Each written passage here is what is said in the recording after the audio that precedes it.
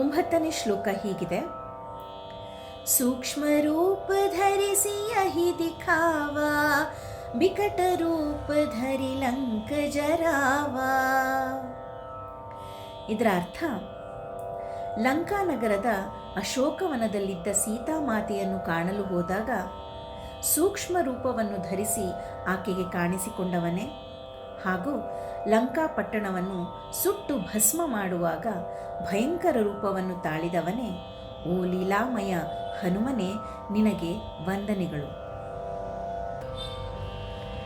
10ನೇ ಶ್ಲೋಕ ಹೀಗಿದೆ.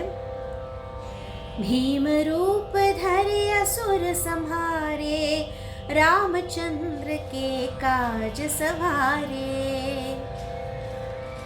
ಇಲ್ಲಿ ತುಳಸಿದಾಸರು ಹೇಳ್ತಾರೆ, ಭಯಂಕರ ರೂಪವನ್ನು ತಾಳಿ ಅಸುರರನ್ನು ಸಂಹಾರ ಮಾಡಿ ಶ್ರೀರಾಮನ ಕೈಂಕರ್ಯವನ್ನು ಸಾಧಿಸಿದ ಧೀರನೇ ನಿನಗೆ ಶರಣು.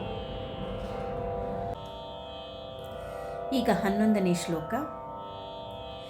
लाय सजीवन लखन जियाये, श्री रघुवीर हर शिवर लाये. ಇದರ ಅರ್ಥ ಏನಂತಂದರೆ, ಸಂಜೀವಿನಿ ಎಂಬ ದಿವ್ಯೌಷಧವನ್ನು ತಂದು ಮೂರ್ಛಿತನಾಗಿದ್ದ ಲಕ್ಷ್ಮಣನನ್ನು ಬದುಕಿಸಿದ ನಿನ್ನನ್ನು ಶ್ರೀ ರಘುವರನು ಸಂತಸದಿಂದ ಎದೆಗೆ ಬಿಗಿದಪ್ಪಿಕೊಂಡನು. 12ನೇ ಶ್ಲೋಕ ಹೀಗಿದೆ. ರಘುಪತಿ ಕೀನ್ಹಿ ಬಹುತ್ ಬಢಾಯಿ, ತುಮ ಮಮ ಪ್ರಿಯ ಭರತ ಹಿ ಸಮಭಾಯಿ.